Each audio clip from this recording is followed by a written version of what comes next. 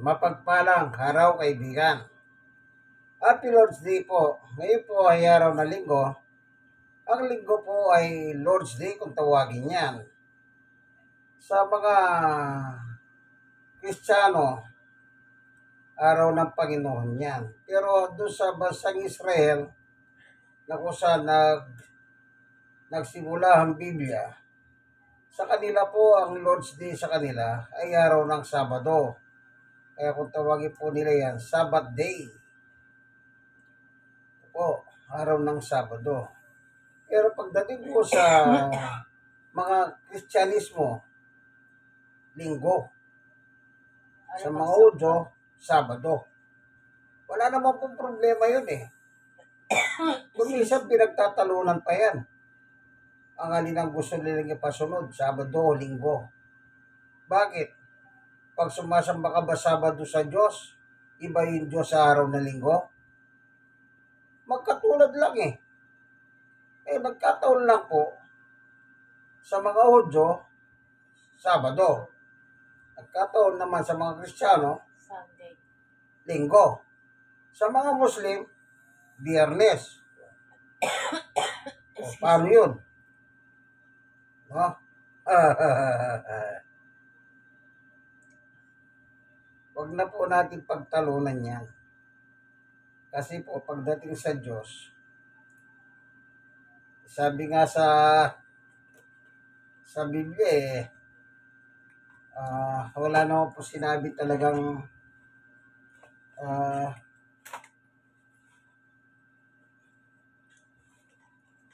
meron lang tayo titignan dito sa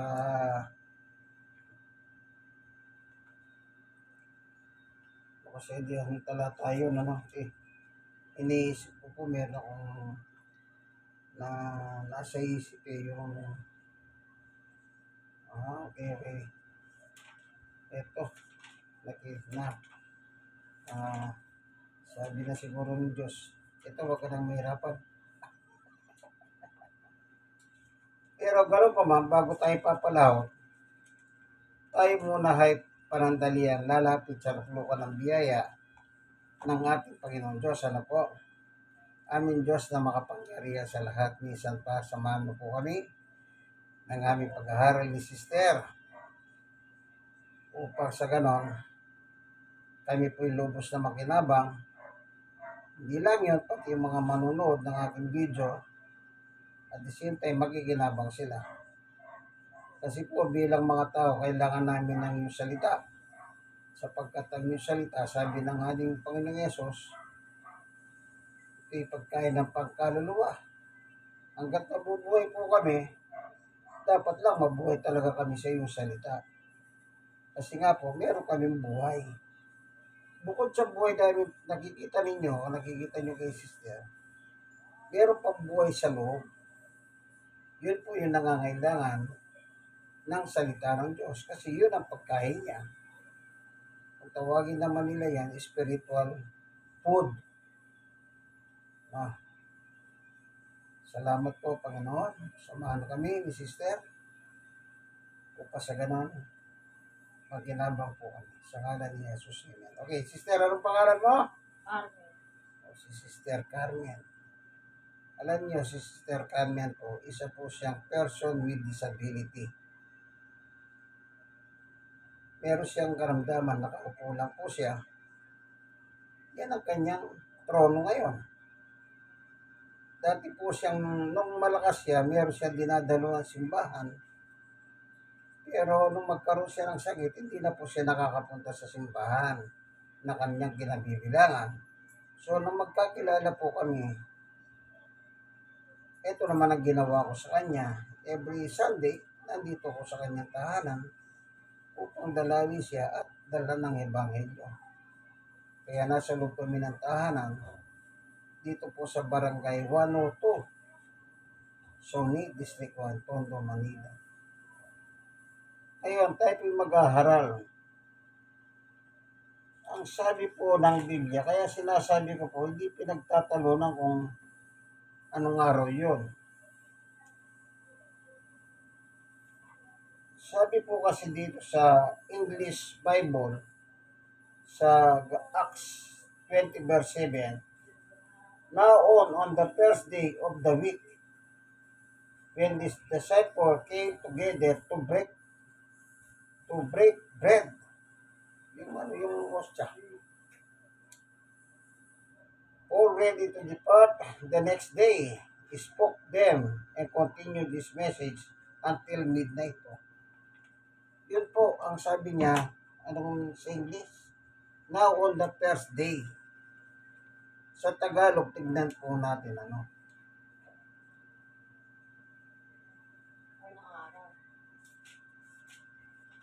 Gawa 20 verse 7.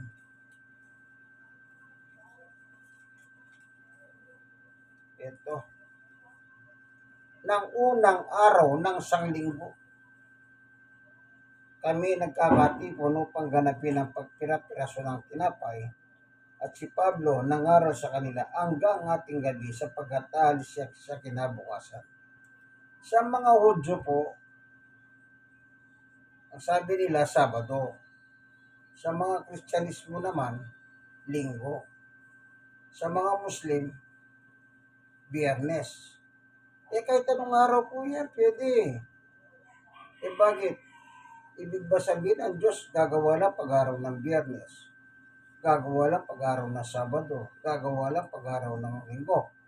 Hindi. Ang Diyos ay araw-araw Diyos yan. Kung nagkaroon mo ng difference sa araw ng pagsamba, wala namang problema yun. Ang problema lang kayo. Bakit kayo? Gusto nyo pati yung pagtalunan Hindi po. Okay? Tandaan ninyo, ang Diyos araw-araw gumagawa. Isipin mo, araw-araw nagpapasikat ng araw. Araw nagbibigay ng libreng hangin.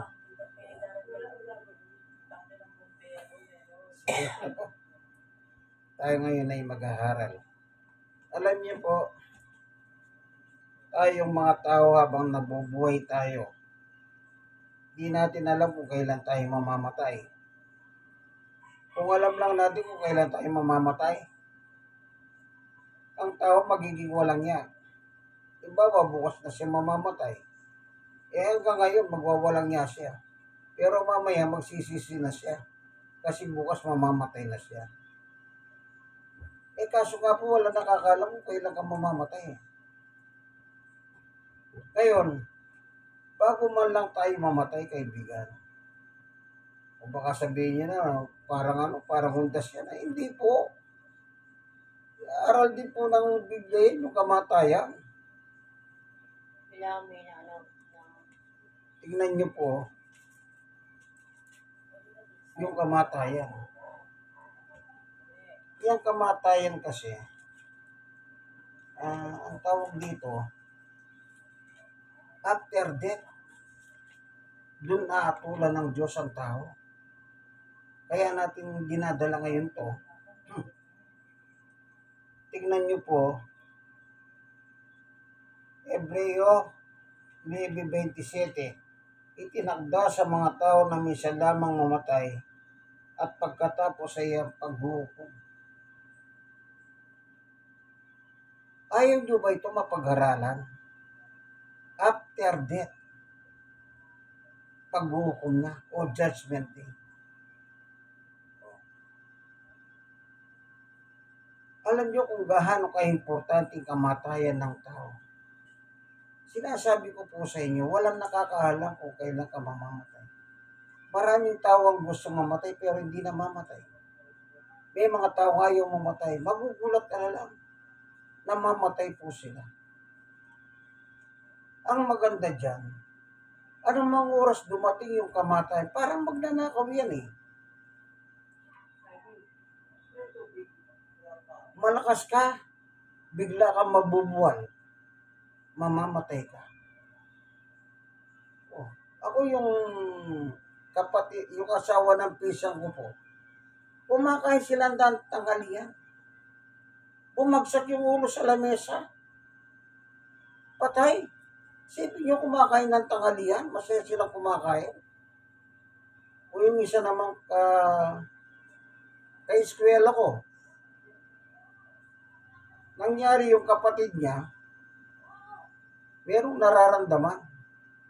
Ang sabi niya dito sa ka-eskwela ko, sa wikang Kapampangan, aguran mo na kung gulot, na.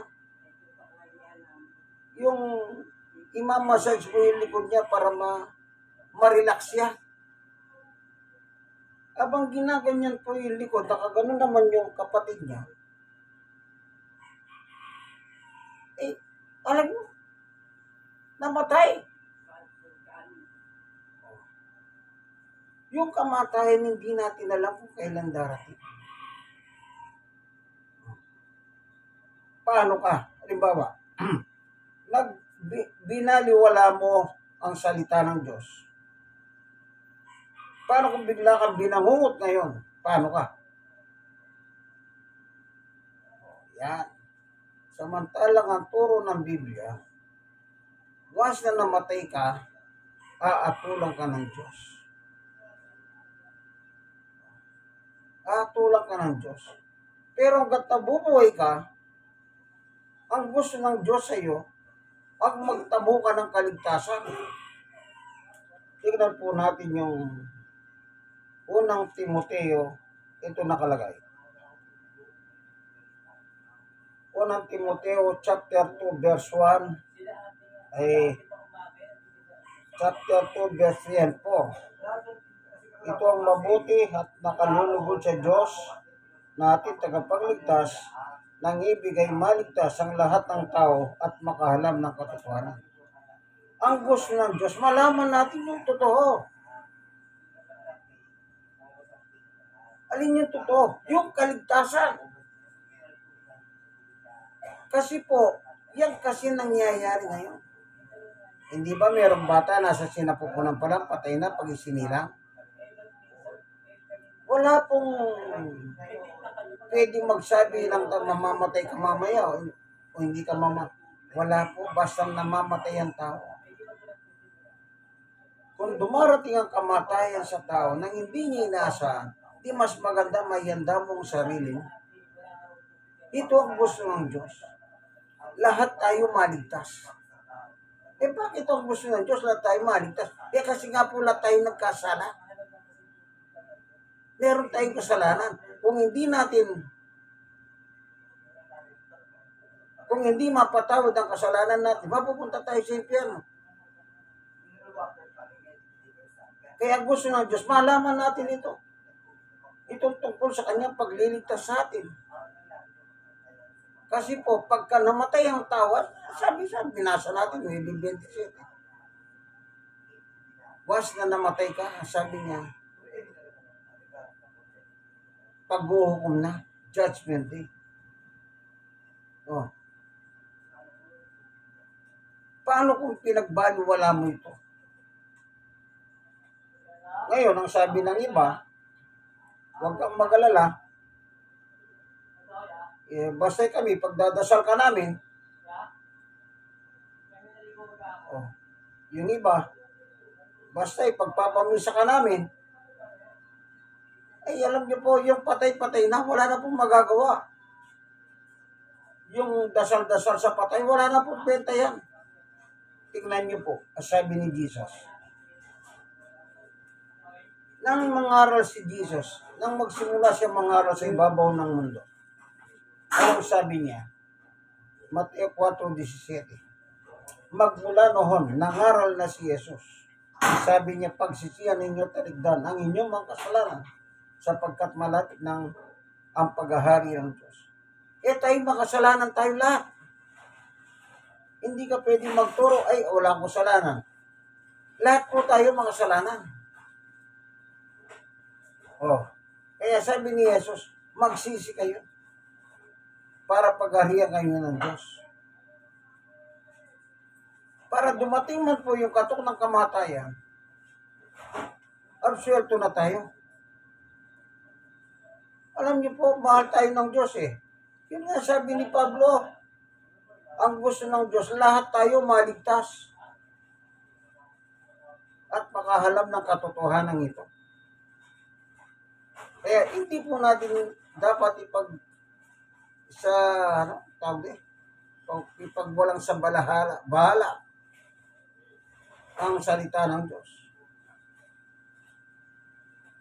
Ngayon, paano tayo maliligtas? Simple lang, kaibigan. Andyan po si Jesus. Kaya nga po pinadala si Jesus sa atin sa mundong ito upang siya po ang tumubos ng kasalanan ng mga tao. Yung mga nagsisisi pero pag hindi ka nagsisi, paano ka? Kailangan magsisi ka. At kung sabi ni Jesus, talikuran ng iyong kasalanan. Halimbawa, ang trabaho mo, nagtitinda ka ng droga, doon ka may pera. Pag nagsisi ka, isuko mo ang buhay mo kay Jesus, hindi ka na magtitinda ng droga. Magbago ka na nga na buhay, yung marangal. Oh. Pero pag hindi, sabihin mo na, Diyos ko, patawarin mo na ako. Pero hindi ka naman nagbabago. Hindi mo tinatalikuran ng kaso. Bali wala rin po yun. Sabi nga po ni sister, wala rin. Totoo yun, wala rin. Kahit anong gawin mo. Yung iba naman, pag malapit na mamatay, magpatawag kayo ng pare, magpatawag kayo ng pastor, magpatawag kayo ng lay minister, lahat na patatawag. Bakit? Malapit na kasi mamatay. Paano kung hindi ka malapit mamatay, antimano namatay ka? Di ba, lumabas ka ng kalsada, biglang may dumaan na sasakyan, nasagasahan ka, paano pa? Kung isa sa lugala ng bahay, yung nga pong kinukwento ko. Yung kapatid, yung pisa ko, yung asawa niya, habang kumakain ng tanghalian, bumagsak Patay. Kay eskwela ko, inagod yung likod ng kanyang kapatid para ma-relax yung kanyang pakiramdam. Yung pala, namatay na. Hindi natin alam kung kailan darating ang kamatayan ng tao. Mas maganda habang buhay tayo, ihanda na natin ang buhay natin.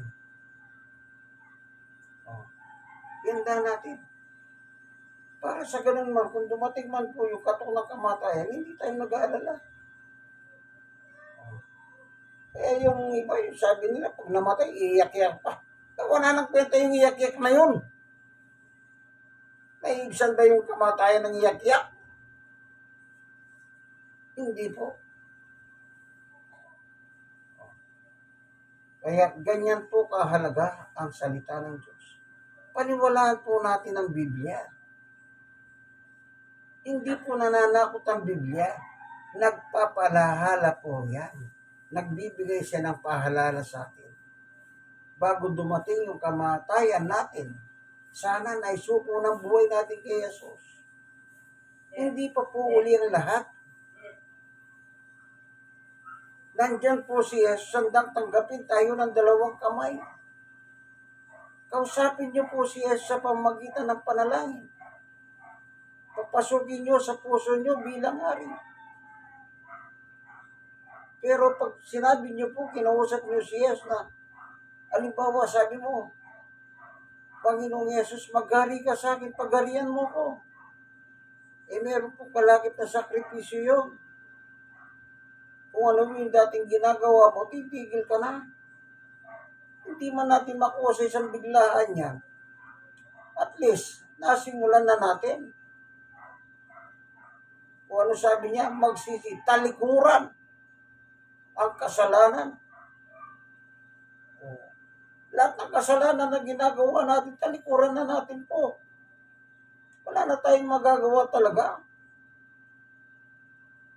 Ngayon, kung hindi kayo naniniwala sa Biblia, wala namang problema din sa akin.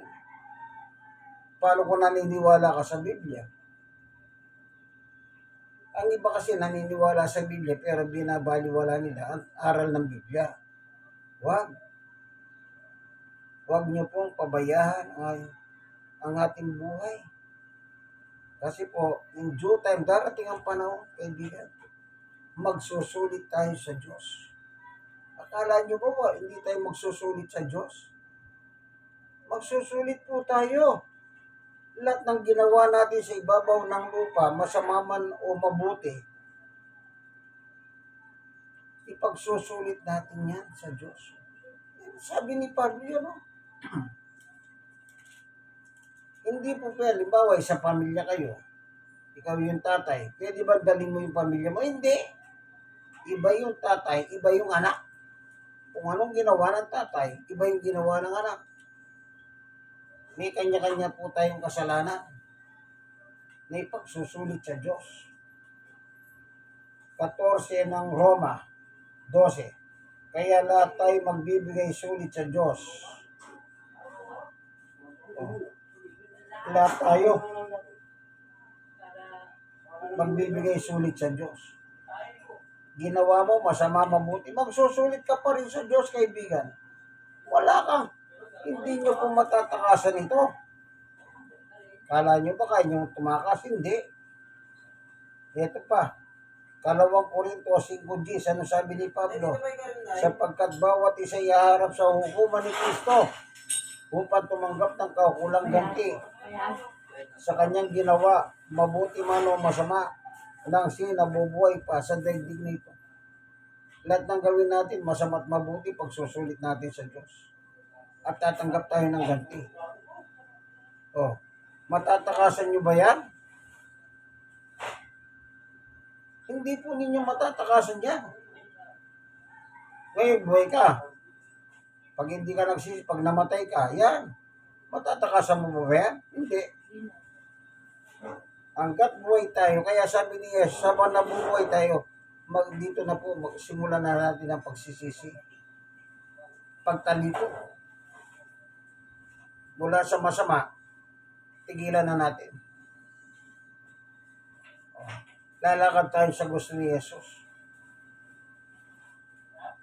Dati, lalakad tayo sa gusto ni Satanas. Pag sinuko mo buhay mo kay Jesus, lalakad ka na sa gusto ni Jesus. Dalawa lang yan eh.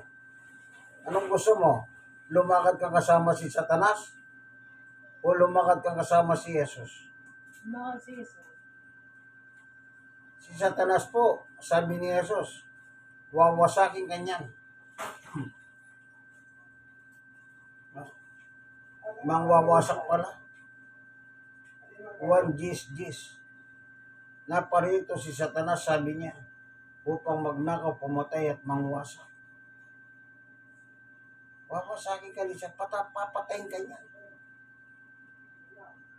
Naparito si Jesus upang wasakin ang gawa ni Satanas. Unang 1:3-8. Kaya po naparito si Jesus upang wasakin ang gawa ng dyablo sa buhay natin. Tandaan niyo po yan. Yung iba ayaw nilang napag-uusapan yung patay. Natatakot sila. Ba't kung matatakot lahat naman tayo mamamatay? Matakot tayo sa buhay, sa patay. Dano, sabi lang. Sumasagot si sister. Tama naman yung salita niya eh. Tandaan niyo po yan. Abang may panahon, suko na po ang buhay natin kay Jesus. Salamat, Panginoon Diyos, sa katotohanan na binagi mo sa amin na yung kamatayan hindi namin dapat katakutan. Kundi handa namin ang buhay namin, isuko namin ang buhay namin sa iyong anak. Upang sa ganun malaman namin, matanggap namin ang iyong pagliligtas. Salamat po sa ngalan ng Panginoong Jesus. Amen. Like and share. Ako po inyong kaibigan kay Jesus, Brother Manny Bautista. Siya naman si Sister Carmen. Sister Carmen. Ano po? Mag-share po kayo sa iba. Kasi po napakaganda ng paksa natin. Tungkol po sa kamatayan. Sige po, hanggang dito na lamang. God bless us all po. Bye-bye.